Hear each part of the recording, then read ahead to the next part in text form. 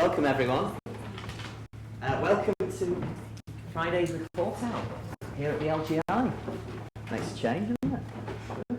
Excellent. So, we've got some really good report outs today. We're going to start with the Emergency Department Value Stream, RPIW1, on streaming.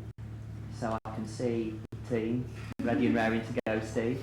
So do you want to come out and introduce the team? Are you doing this? I am indeed. Excellent.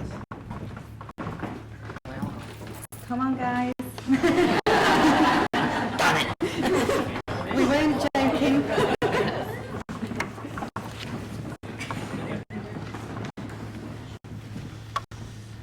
So we'll introduce ourselves as we go down the line. So hello, my name is Helen Rolley.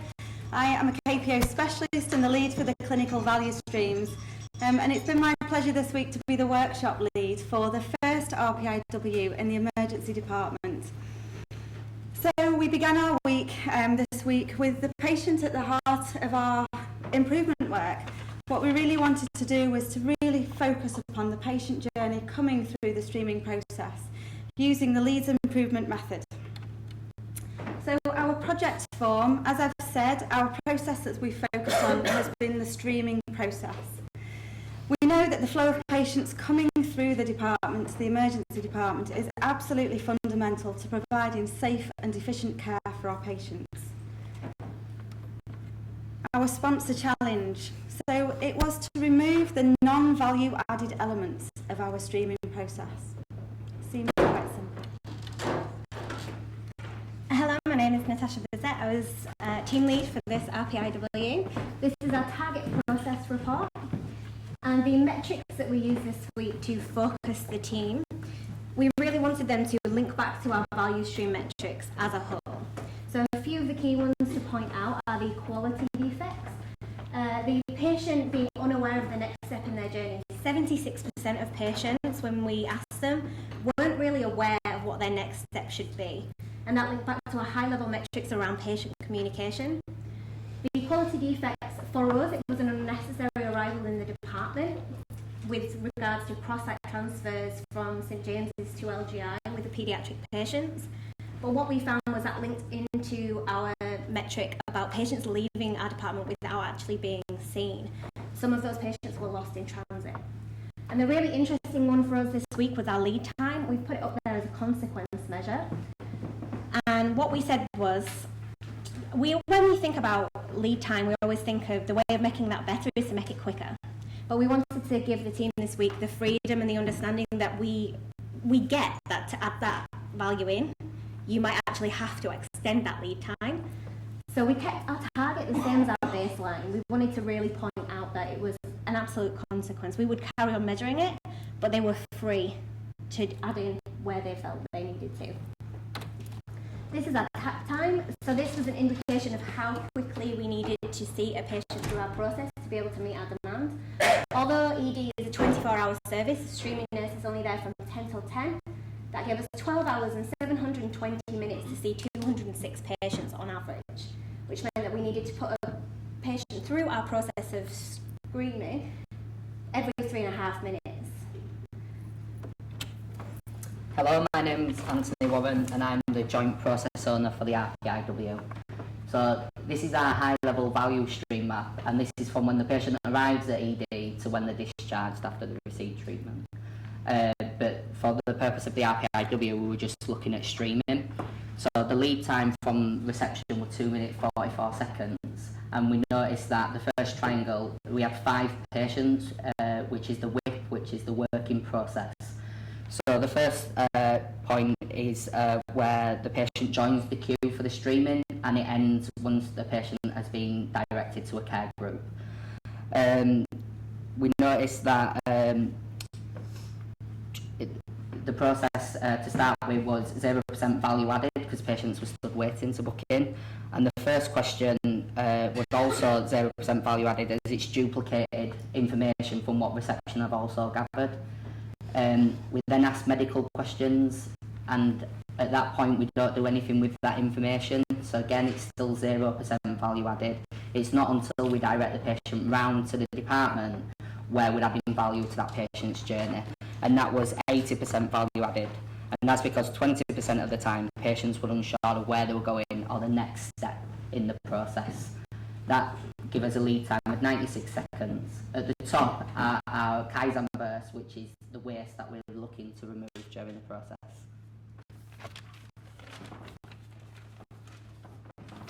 Hello, my name is Anna DiBiaso and I'm the other process owner for the week. My topic was to review the patient's experience in reception and to try and reduce congestion and the bottleneck. We looked at the ambulance men and women booking in. Currently, ambulance staff go to the main reception to book the patient in. In reception, the ambulance staff go to the front of the queue every time. Several observations came from this. Some ambulance cases are not as urgent as patients who arrive by non-ambulance. Patients in the queue are constantly pushed back to allow ambulance personnel to go to the front of the queue. It takes on average 4 minutes for an ambulance to hand over, and ambulances can arrive from 2 to 5 at a time, on average. The first trial, therefore, we moved the ambulance staff into the reception office. The observation of this was that they were too noisy, too crowded during the trial. 5 ambulances arrived at one time. Our second trial, therefore, was to move the receptionist into the main area where the ambulances arrive. This was liked immediately by the ambulance crew and the family. Just to elaborate on the family story, the patient story, a critically ill patient arrived and normally the ambulance personnel would take that patient round to give further details because of the rush and urgency in coming to hospital. They may not have captured all the data. However, in this way, the patient's family could have a bit of privacy and dignity in their most distressing time. Hello, my name is Anna and I'm one of the team members for our RPIW week. Following on from what Anna said, when we moved the receptionist and Yaz to the central area, this significantly reduced the time that patients were queuing. The majority of the time the patients were able to go straight to the desk, see the receptionist and then go and see the streaming nurse. Initially, we assumed that because patients were booking in quicker, this would then increase the time that they were waiting for the stream nurse, but actually it had the opposite effect. And most of the time they were getting straight into reception, seeing the stream nurse and leaving. Moving on to our PEDS cross-site transfers. Initially, the process was that paediatrics would arrive at St James's and it was inconsistent as to whether they booked in or were just sent straight over to the LGI. So when they were transferred, we have no trail of our patients. So we decided to introduce a step-by-step slip, which is just demonstrated here, that we would give to the patients. They would book in at St James's A&E, we would then put them into the transit care group, and then they would arrive at paediatrics A&E and update their arrival status. So that completely cuts out the reception step. Over the last 2 days, we have had 14 paediatrics A&E to A&E transfers, and they have all been successful using this process. Over the past week, we've understood that it's not just us in this team, it's the whole workforce in A&E. And this gave us an opportunity to express that this is their voice and their engagement that will drive this improvement process. To encourage this, daily we've been going to report out in the Gamba, doing our report out to home team, encourage them to complete the ideas form, and updating on social media. We have an A&E forum which has been really well received. We've reiterated that this is an ongoing process that is going to take approximately 18 months to 2 years. It's not just a one-off week event. Just to follow on, there's some staff quotes here from the feedback that we've got whilst we've been down in the Gamba, so good ideas and good communication from us, and that they're happy to be involved and that it feels different this time. Good afternoon everyone, my name's Ronnie. I'm one of the team members of the RPIW this week. We also looked at how the patient is directed to the correct location for the treatment after they've been booked in to the emergency department. Now currently, the emergency department receptionist, the staff there have to direct the majority of patients that they book in. So what did we do? Well, we trialled a change to this whereby the patient was handed like a journey map by the streaming nurse after they've been, it's been confirmed to them if they've actually been to the A&E department before. Now I haven't reviewed the results of this from a receptionist stroke patient experience survey. We're going to be putting forward suggestions as to simplifying and making more prominent the signage in the immediate A&E reception and corridor area. I mean, just as an aside to this, I don't know if anybody who's been up and down that corridor, does anybody have an idea as to how many signs are actually in that corridor? Anyone hazard a guess? 20. Slightly less than that, there's 15. There's 15 signs for somebody to just get sign blind with. Now, it's got to be a contributing factor, this, to be a confusion for patients at a time when they're, you know, probably not thinking straight because they're not well, because they're coming into the A&E department. And it's something that has just got to be changed, really.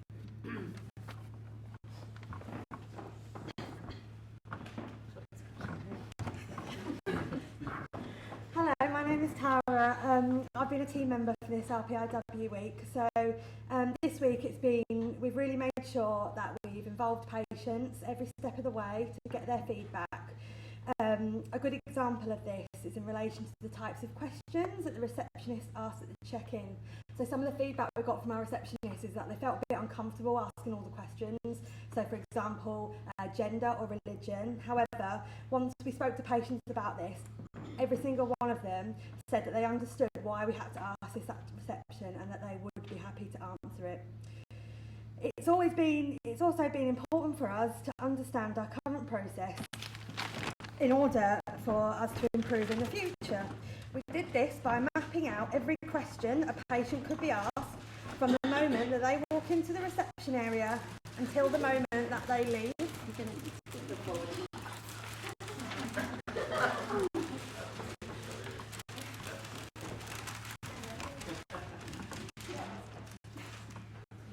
So, the yellow post-it notes at the top are all the questions that patients could be asked when they come into reception.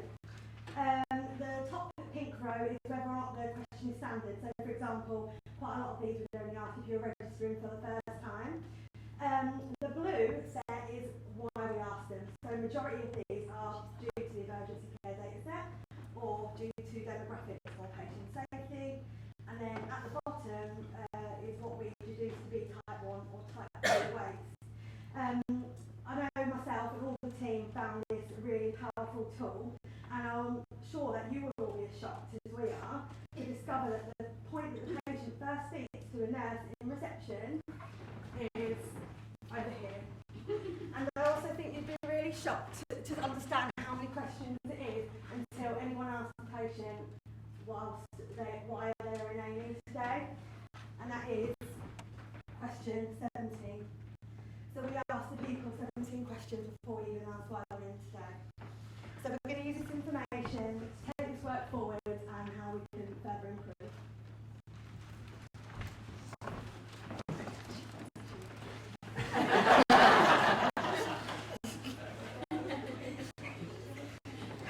So throughout the week, we went out and we remeasured our data. And what we actually found was that lead time did come down. By focusing on the patient and focusing on adding value, it automatically had a really great effect anyway. So we made a 54% change for the better with that. Our working process also changed as well. Our baseline was 6. We only have one streaming nurse. So that meant that one person was seeing that nurse, but 5 others were queuing, just waiting. We've managed to reduce that, as we've spoken about before, and the standard working process too. This is a measure of how healthy the process is. So our baseline of 1 shows that we've designed this process to be done by one operator. And our measures have shown that one operator is what we need. So we've designed a process that sets our staff up for success. The quality defects, as we've spoken about with the map, that's made a really significant impact. 76% of patients, that tailed off to just one patient not being able to find their way on the last day, and we're going to continue to work on that too. And our quality defects, reducing that completely unnecessary arrival into the department. A 100% reduction in that defect, fantastic. And I think that was actually the penny drop moment for the team this week, that by upholding that Leeds way value of being collaborative, working together, pooling our knowledge and our understanding of the ED department as a whole, just how much of a catalyst for change we can be. We've also made some headway on that 5S score. What we've seen is that we've come up against some system problems. We do need to get those rejigged so that we can ask the appropriate question at the appropriate time and have the appropriate person asking it to add that value. But that's something that we will be working on before our 30-day report out, and you'll be able to hear about that then. So following the improvements we've made, we've started to cross off some of the waste in the Kaizen burst. So some examples of this are decongesting the patients queuing from GP who get mixed in with the patients who are waiting for the GP. Operators not being able to hear. Nurses idle while Yaz are booking in with reception, and an overcrowded reception as a whole. We've also, as you've seen, started to look at the questions that we ask, and we need to remove the duplication and decide where the best place to ask those questions would be. So once we've managed to sort out the system so that we can ask the questions at the right time, this will mean our value stream will be 85% value added for the patients for streaming. The next bit is our newspaper. So this is our department's actions and the next steps that we will be taking to keep on track. We're going to be planning in weekly meetings as a team so we can keep focused, and we also look forward to reporting out at 30, 60 and 90 days. So our lessons learned, I think, listening to the team report out today, there's been so many lessons this week, and I think these just really sum up the ones that really resonated with everyone every day. So we make a lot of assumptions in our daily work, and I think, that's not just the team sitting in the room and the teams out on the Gemba. Every single person makes these assumptions. To really help us lift us out of those assumptions, walking in your shoes, the team have really reflected this week that they've got a much better understanding about the role of their colleague, and that we've heard comments that I don't just feel like I'm in reception, I feel part of the ED team. And that is really fundamental to really making these changes go further. Continuous improvement with those who are doing the work. We were out Tuesday afternoon on the Gemba working with the staff on who are doing this daily job every day. So it's the overwhelming response we've had from the staff to really accept change and having a test, yeah, let's go for it, has been absolutely the success for us this week. Working with our patients, we've been out every day.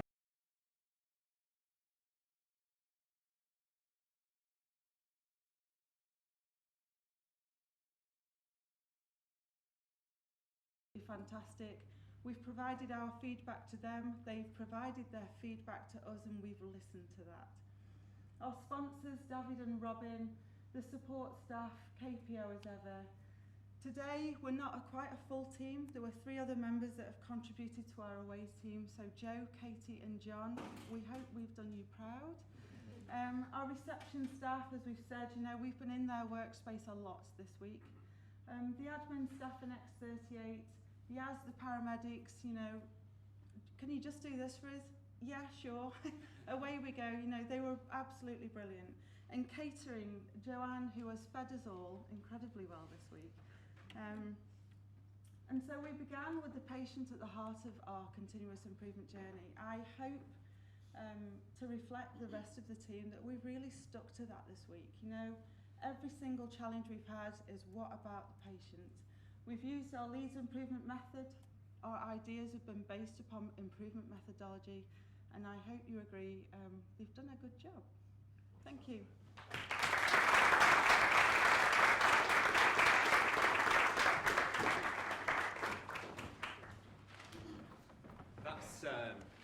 That was really inspiring. It's great.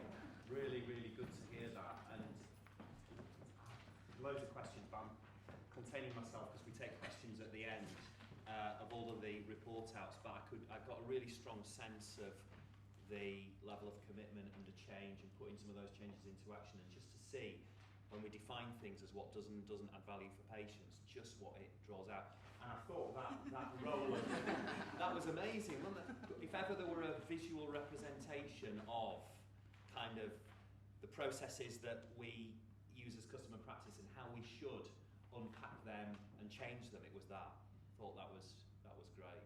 really good. So, well done, and really looking forward to the 30-day report out for this and the work that continues to go on. And Ronnie, you're absolutely right about the signs. And I've got to tell this story because it so happens it relates to that.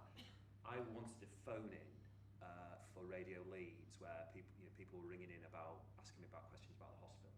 This lady called Josie from Menston rang, and she said, "Mr. Hartley, why do you keep chickens in your emergency department?"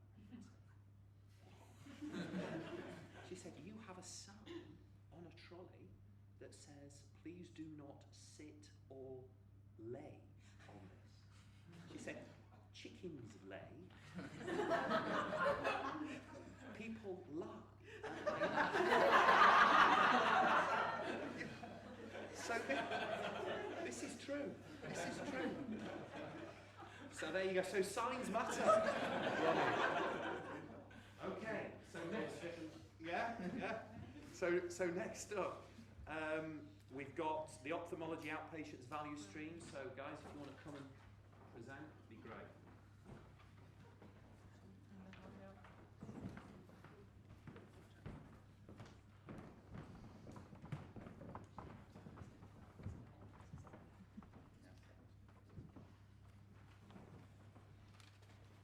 Hello, my name is Sarah Gill. I'm the Service Manager for the Referral Booking Service, and I'm the Process Owner for this RPIW. This is our 90-day report out.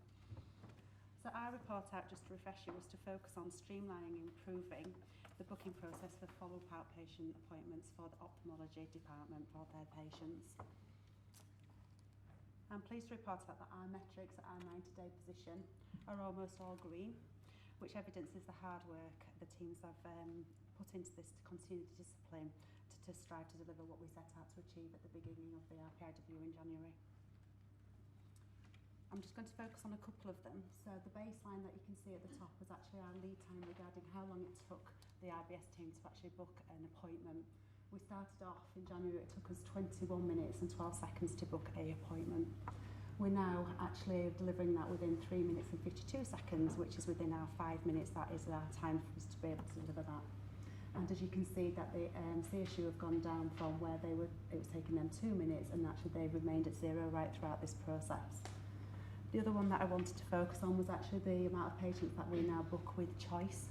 So we've actually now delivering 70% of our bookings with choice with the patients, so they're able to choose their appointment, and 30% that we are not able to do that because we're not able to contact them via either a phone or a text, so we're not actually having to have that conversation with them.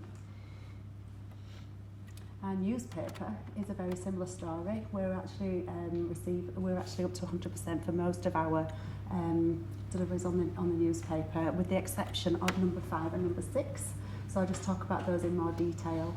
I think it's been a challenge from the last report out, from 60 days to 90, for Sarah and I to find some time, who's the other process owner, for us to find some time to actually meet with medical illustration. We hope, and we've got some time set aside next week to actually deliver that, and that's to really look at how we can set out our expectations for our patients regarding having a follow me, looking at the website, and having a YouTube video to actually set expectations for patients so they understand what the pathway will be when they come to the department. And the second one, we've achieved 75%, and I'll talk a little bit more about that at the end, about what plans we've got to actually increase our patient choice, because I think we do have a solution, looking for another IPIW idea from the value stream meeting. I'm going to hand you over now to Chris. Hello, my name is Chris. I'm a supervisor in the referral and booking service and team member in this RPIW. Throughout this process, the booking guide was a key component that we looked at, as it is the first point of call of any of the clerical officers when they're booking these appointments. As we looked into it in more depth, we realised that it wasn't just the booking guide that we had to focus on, as there were surrounding problems such as the multiple redundant waiting lists, complex comments on the waiting list, and the booking process itself, which, when we actually laid it all out, was quite daunting. It's suddenly gone from one idea to 6 that we had to kind of amalgamate in. But everything that was put forward we dealt with in an efficient manner, because the team all jumped on board, and not just us, but the home team as well. Everybody wanted to be involved. It was really great. And the changes that we have made have continued and become embedded, with the booking guide serving its purpose, allowing the clerical staff to do their job with confidence. Now that it is embedded, we are looking to reintroduce the partial booking process. This process enables us to invite patients to ringing, thus driving utilisation and reducing the DNA rates. We have identified that there are still some problems with this, as it doesn't work with complex bookings where they require tests and such, so we'll have to go forward with the text messages and ringing the patients for those methods. Hello, my name is Rachel. I'm the Patient Services Coordinator for Ophthalmology, and I was a team member on the RPIW. So one of the waiting lists that we won't be able to put through partial booking is our specified waiting list. So while we were evaluating our booking process, we identified a waiting list that wasn't really being used for its purpose. So it should have only contained patients who couldn't wait past their due date, because clinically the consultants had said they cannot wait, but it had just become cluttered and as backlogged as all the other waiting lists. So we did some work around it, and now it's being booked in month. So these are the patients with clinically the highest risk, and they're being booked in the month that they are due. Other than that, so we've been shadowing with the RBS team, so I go over once a week, and also the teams have a weekly huddle. We try and keep up to it every week. Obviously, there has been some occasions where things have cropped up and we've not been able to do it. If that happens, the communication's really good between us, and if it needs rearranging, we will rearrange it. Going forward, we're going to try and keep it weekly. And we were looking at terms of scalability. So, is there anything that we did in our RPIW that we could pass on to the rest of head and neck? So, we've sent ENT colleagues our booking guide. They're having a look through it to see if there's anything they could replicate that might improve their booking process as well. And we're looking at the possibility of replicating the style of our booking guide into an e-triage guide, which would help streamline the e-triage process as well. Okay, so I just wanted to talk through the barriers and the challenges. So our barriers have definitely been regarding staff availability from between the 60-day and the 90-day report out for us to be able to get to where we wanted to be. So that has been a barrier. Our staff movement, I think there is some recognition for the fact that actually we need to ensure that we keep this discipline within the service, and due to this, Chris, who is sort of at the side of me, has actually had the opportunity to showcase himself and has actually gained a promotion during this process within our service. So actually he's going to be coming out of that team, and it's about how we then keep on that motivation and that discipline in that service to make sure that we don't go off track with it. So that's one of our barriers, but fantastic for Chris. And our consistency is to continue the discipline for delivery. Our challenges, I think, is still regarding the capacity, but I think we've got a much clearer position now regarding actually what that capacity issue is, as opposed to actually just being all wrapped up in the same issue. The CSU are still doing some booking, and I think that's recognising the volumes that they are still booking, but that is actually just down to capacity issues and their ability to be able to book their Lucentis and their paediatric patients. And the co-location huddle, as Rachel's referred to, actually that discipline and making sure that that actually happens and is diarised and people commit to it. But we do reschedule if we're not able to meet on the days that we've suggested. Our key learning is absolutely collaboration. That was the key to this. It was our ability to be able to work together and transfer that knowledge to one another regarding our different roles and what we're accountable for. And insight into job accountability at different levels as regarding what our decision making is, because I think it's just that challenge of passing that down so people understand actually why we're making those decisions. I think our next steps, we would like to share our questionnaires with our team to understand whether or not they still feel empowered to be able to share how we want to change the shape of the service. Value stream 4, we're going to have a look at discussion regarding follow-up appointments. I think with the provision of the digital letters that are coming in that we're piloting within ophthalmology will give us an opportunity to deliver our follow-up booking in an entirely different way. So we want to look at that.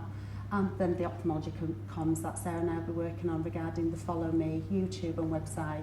So we will be coming back to the 120-day report out to give Sarah the opportunity to actually wrap this up with me. So unfortunately Sarah's not here today, so I just want to say thank you to her as well and to everybody that's been involved in this.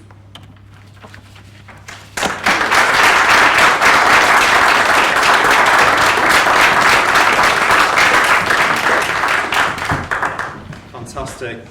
Thank you very much, Sarah, and well done, Chris. That's great, and well presented, Rachel. That was great, and I guess 90 days and still, keep sustaining that focus and effort is really, really good to see.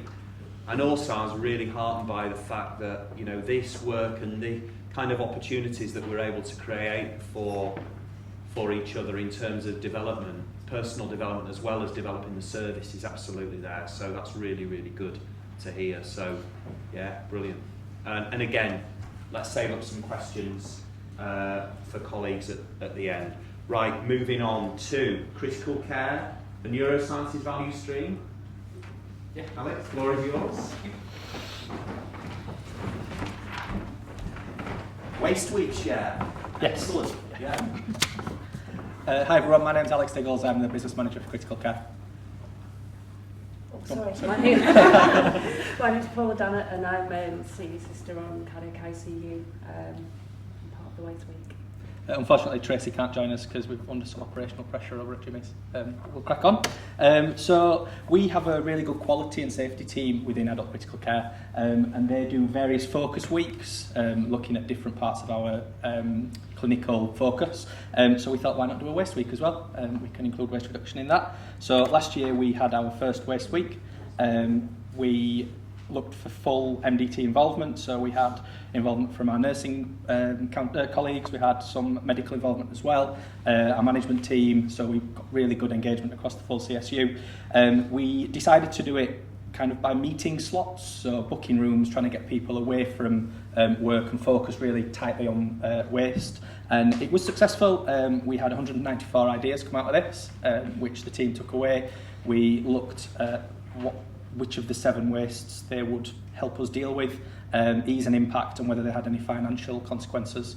And we have delivered a lot of those as part of our WRP for 18-19. So we decided that this year we've cracked on with our WRP. We're having weekly meetings with our unit accountant, with the PMO team, and we have got some waste champions across our whole CSU. Each of our units has one. Paula is ours for cardiac ICU. We're working on engagement with other CSUs this year as well, and hoping that by focusing more closely on patient safety, quality and experience rather than just looking at financial wastes, that the finance will come out of the back of it. So Waste Week this year, we decided we were going to have it nice and early, get it in right at the start of the financial year, and we changed things slightly. We focused being on the Gemba this year, so we were going out in groups, getting out on the ward, speaking to people where they were working at the bed space, following the ward round, trying to make sure that we weren't getting in the way of clinical care but kind of dovetailing with it. We had fantastic MDT engagement again, and one of the other things we decided to do, which we'll see, Cardiac have done it fantastically well, is some posters and some whiteboards out there so that people who weren't there at the time can still share their ideas. We are a 24/7 hospital within critical care. We obviously run 24/7, so trying to be inclusive and fair for people who aren't there during office hours. Hand you over to Paula. We've come up with a really good scheme of saving time, and I think that's something that's come out of looking at waste or turning it around and looking at adding value to our patient experience by reducing the time it takes to do certain things and releasing time to care. We've streamlined all of our paperwork, which is rather large, to reduce the time it takes for the staff to find what they need to find, which has worked really, really well. Gorgeous. We didn't have a photographer with us, obviously.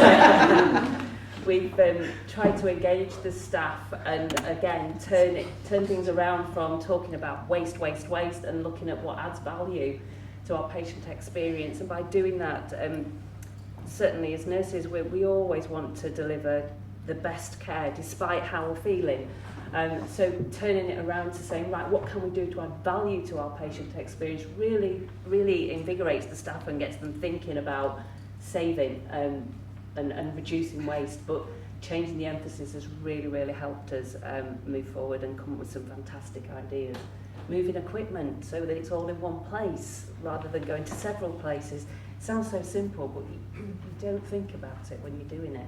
So yeah, it's been good to change the emphasis to value rather than just pure waste. And we've got some good ideas on our other units as well. So Neuro ICU in one of their stock rooms have made it really easy to order. They can just scan barcodes, and that means that they can place some orders more quickly and easier. With it on J54 up on at Jimmy's, they've got a really well organised stock room now with clear maps on the floor and on the wall as to where stuff lives and where you can find things to save time.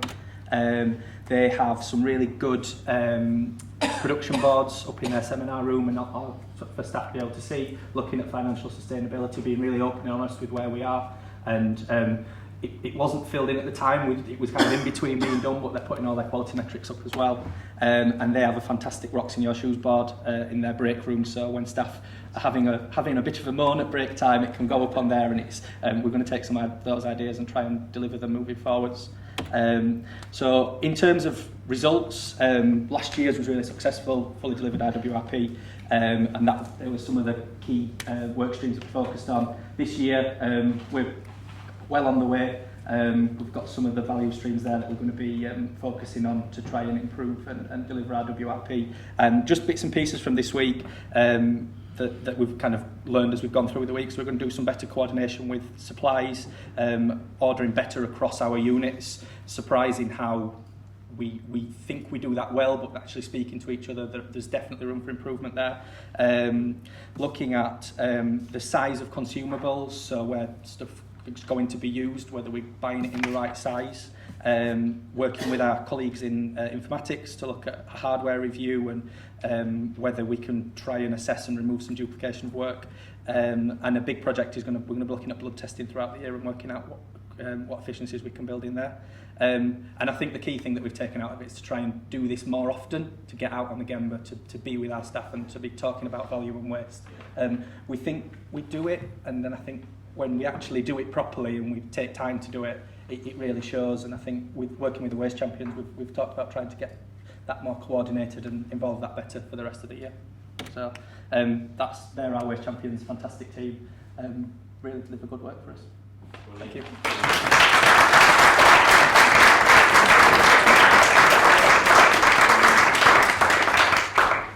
Terrific.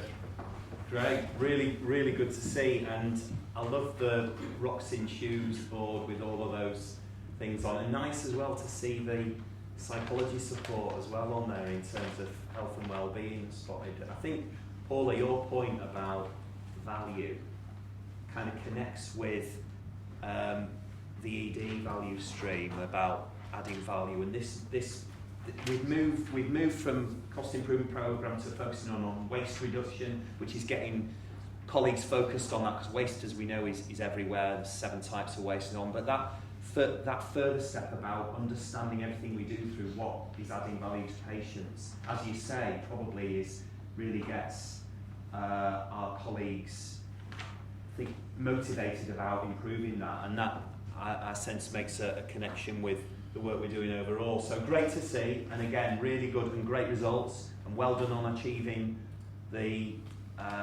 level of waste reduction, and timely this week when we had the big session up at the bridge on that. Worked really well. Yeah. Planned it to be together. Yeah. It's been really good. Yeah, terrific. Right, let's move on to theatres and anaesthetics. We're going to hear about the theatre improvement programme.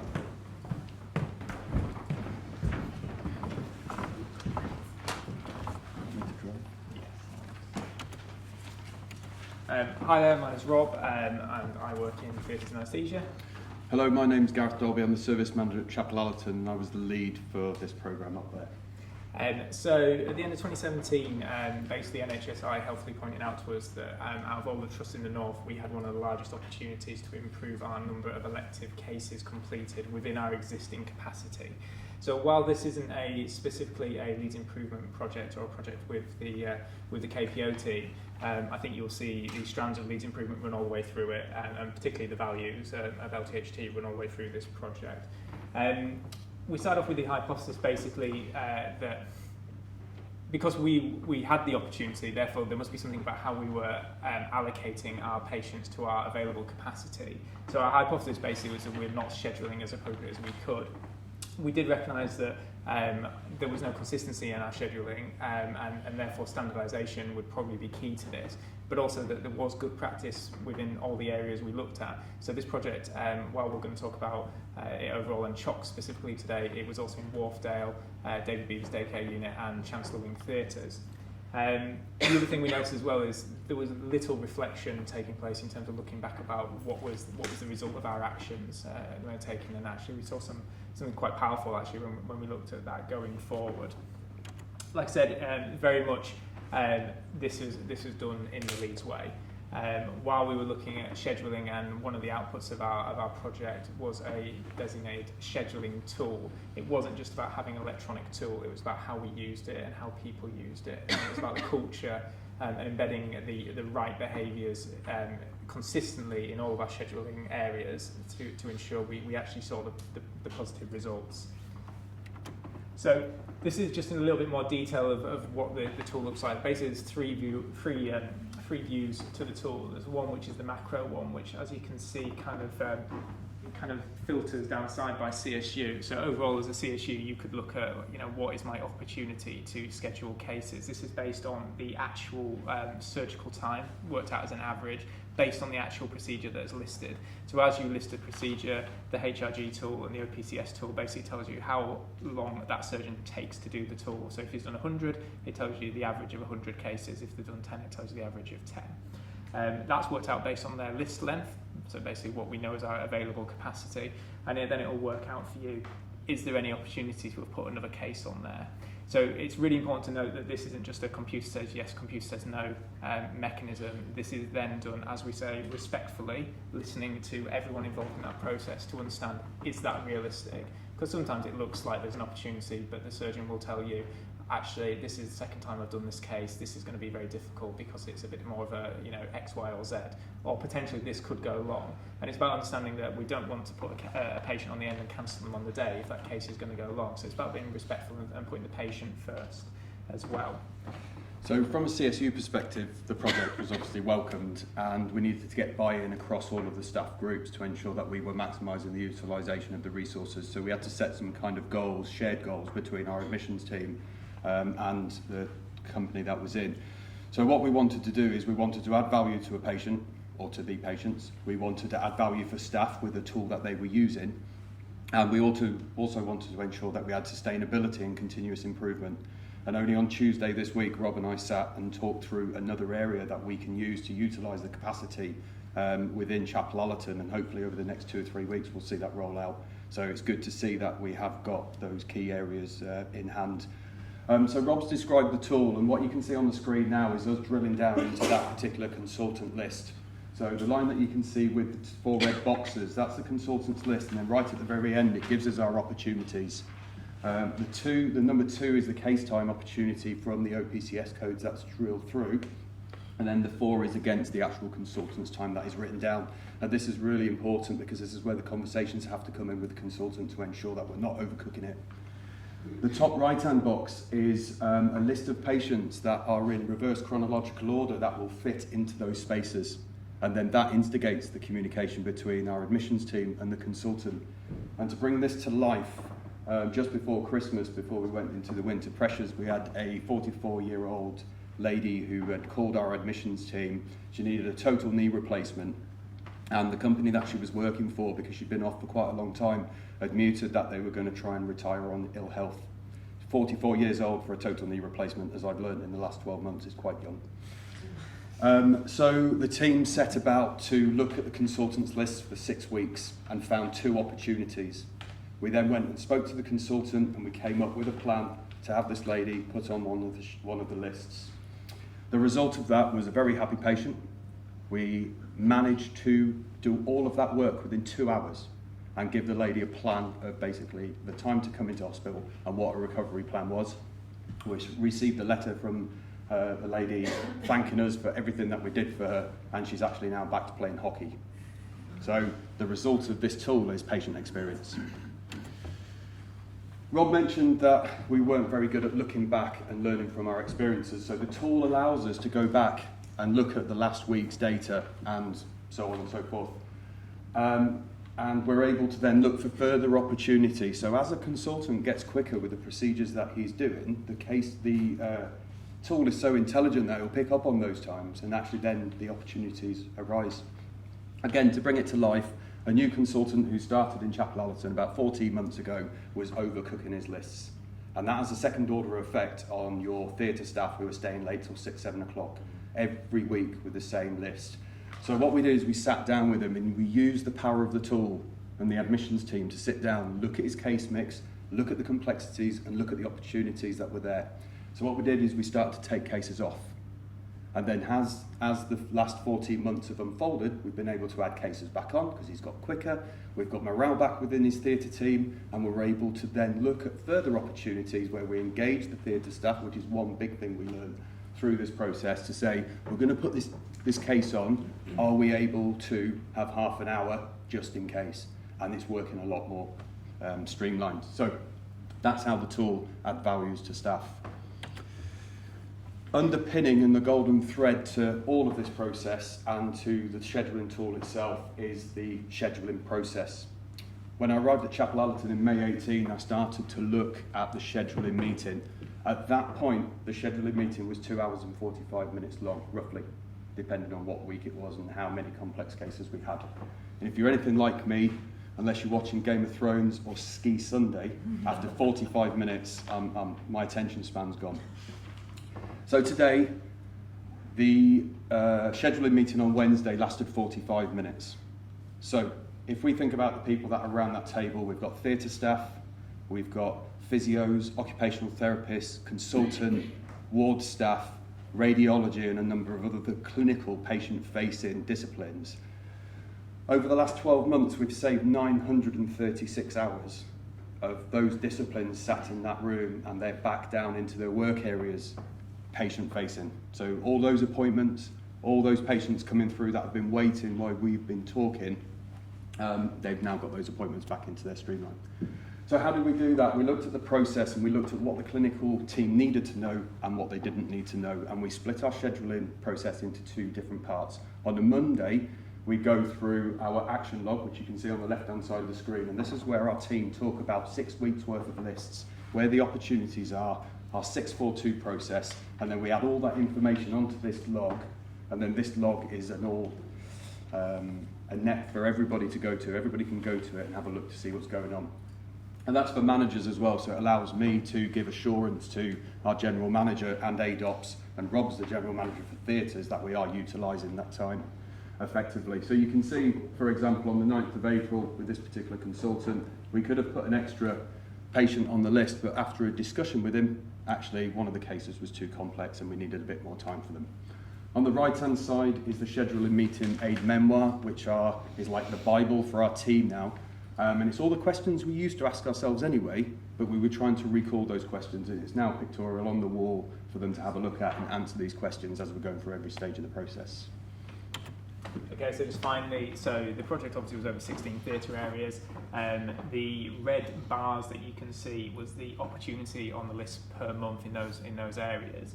Obviously you can see a bit of a rise for winter last year, but the blue bars being the progress this year. So every time the blue bar is underneath the red bar, which is every month since August when we actually started this process, has meant that we've reduced the opportunity on the list, which means that the lists are better utilised. Utilisation can sometimes be a bit of a misnomer, so unless you're actually doing more cases, are you just taking longer over the same amount of cases being done? So it's not the case. We, over a 9-month period up to the end of March, have delivered an extra 399 cases in those theatre areas. We predict delivering over 500 over a 12-month period. And you know, Gareth's given an example of that patient. You know, there's another 499 of those patients who have had a procedure when they wouldn't necessarily have had it in the time that they would have had it, and that's been the output of this tool. There's still opportunity, as you can see, but it's all about keeping going really and knocking those opportunities off one by one. Thank you.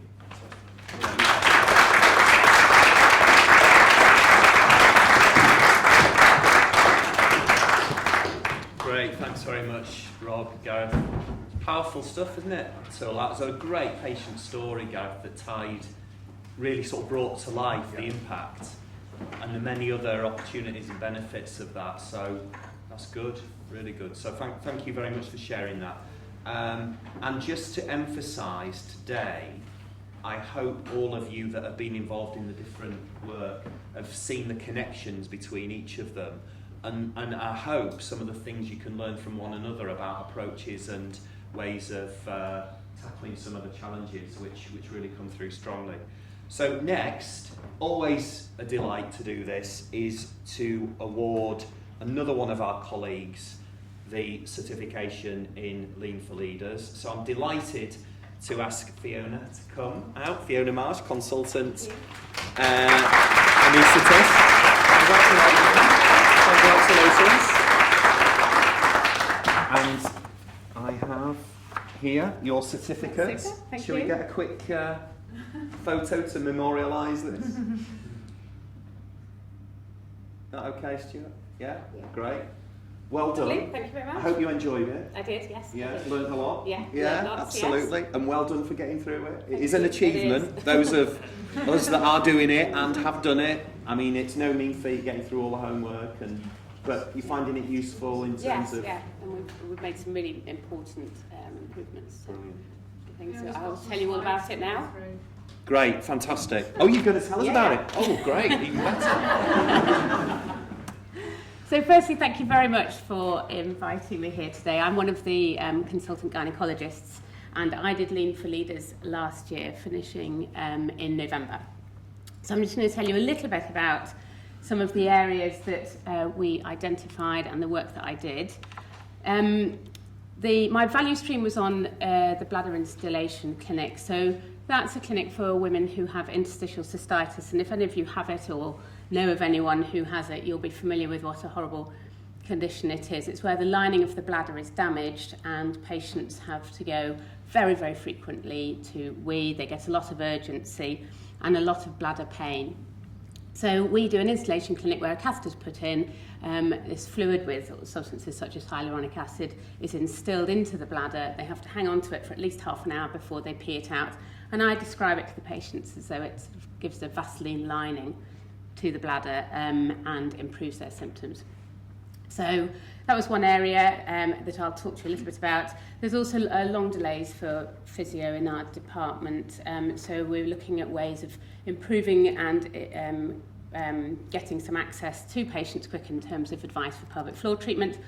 And then I'm sure you've heard about all the controversy over mesh that's been going on in the last year or two. So for 20 years we've been using mesh for stress incontinence, which is leakage when you cough and sneeze.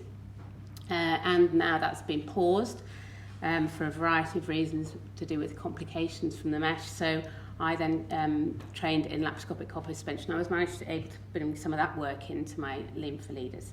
So the bladder installation clinic ran on a Tuesday, and the nurses were having to come in at 7:30 in the morning to get organised for it, and there were just loads of areas where we could improve.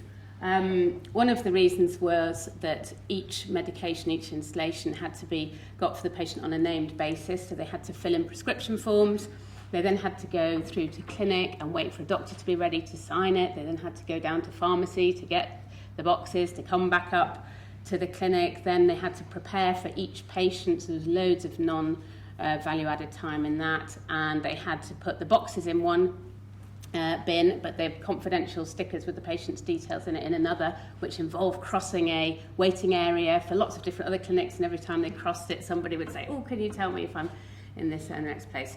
So my aim was to reduce the waste, minimise the interruptions, and reduce the delays and the waiting. And every time you're interrupted, I think there's a clinical risk to that as well, because you think, "Oh, go on now, and now I've forgotten to organise that scan or do that blood test."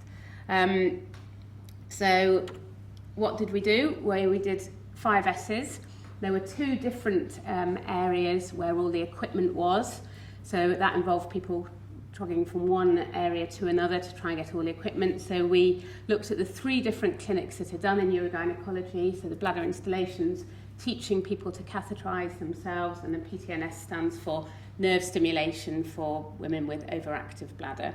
And we got the cupboard that started off looking a bit like that, and did lots of work to actually put it in, to organise it into the clinic, so that if that clinic was on that morning, you would go in and all the things for that clinic would be there, and there was a little form saying what you needed, where it was, much more accessible, whereas previously it just sort of organically grown into a load of chaos, really. So we then had things in the clinics, all organised, with a little itinerary of what was required, and the feedback's been super, that just this tiny, simple thing has made it much more efficient. We've also managed to apply for a Urogynae Band 3, so these specialist nurses were spending an awful lot of time after they'd done the installation, then cleaning down the trolley, taking it all to the sluice, which again was across this waiting area where they'd get interrupted by everybody, disposing of it, setting up for the next patient, and the time they had with the patient was this much on that form that I completed, I can't remember the name of, and the time that they were doing all the other things was huge. So getting a Band 3 who was able to support them so they could actually spend more time with the patient was really important. We also liaised with pharmacy because all the medications were the same, so they were now able to provide us with generic boxes, so all that going up and down to pharmacy and waiting for doctors to sign the prescriptions has gone. Again, freeing up far more time for the nurses to be with the patients. Because there were lots of clinics going on in this area, the interruptions were huge. So my production board was really simple, but it just explained to patients that in this area there are lots of clinics going on, so that people may be called at different times, and this is how long you may have to wait for a specific clinic. And actually, when I put it up straight away, one of the patients said, "Oh, that's fine. If there's a half an hour wait, I'll bob downstairs and get a cup of tea." So people just want the information, and that wasn't there before. So again, this is very simple, but we got some good feedback. So the whole mesh thing that I mentioned earlier has been a real challenge for us. So just 20 years, I'm about old enough, but anybody younger than me really can't remember anything other than mesh being used for patients with stress incontinence. So there are maybe a handful of places in the country that are doing laparoscopic copper suspension, and one of my colleagues in Manchester is doing this operation. So I approached her and have spent lots of time on early trains and late trains back to Manchester, and out about 60 hours or so in the limit suite, perfecting all the laparoscopic suturing and knot tying techniques. And I went to Manchester and operated on 3 of her patients, and then I had a list while I was doing this. It was in November, where she was coming here to operate with me on 3 of ours. But of course our theatre team had never done this, so I spent a lot of time doing the sort of rocks in your shoes and the mental valleys work with them. I took all sorts of photographs when I was in Manchester of all the equipment they used, so I brought that across. We brainstormed how we were going to do it. We watched YouTube videos together, paused them at different stages and said, right, do we have the equipment for this? How are we going to manage that? And then we went through the sort of problems or the mental valleys that we were all thinking. One of them was, it was a November list, so I thought I was going to be thinking Silver Command, no beds anywhere day, and she's come all the way from Manchester. So I was doing my lean, I was with a vet, and so I was saying this, and then the next day suddenly there was an email, just give me the names of those patients and we'll make sure there was, but anyway, there were beds, and she came and the 3 patients got operated on, and that all went well. But that was a useful exercise to go through the mental valleys and the 7 ways of finding solutions. So we now have weekly huddles, which we have done for a while, but we've kind of got some production boards going, and people link boards to look at ways of not only firefighting problems, but actually using innovation and creativity and trying to move forward with some of our bigger ideas. So these are the boards that we have been using. We meet every Tuesday and discuss things, that projects that are on this board. And that, I think, is it. Thank you very much.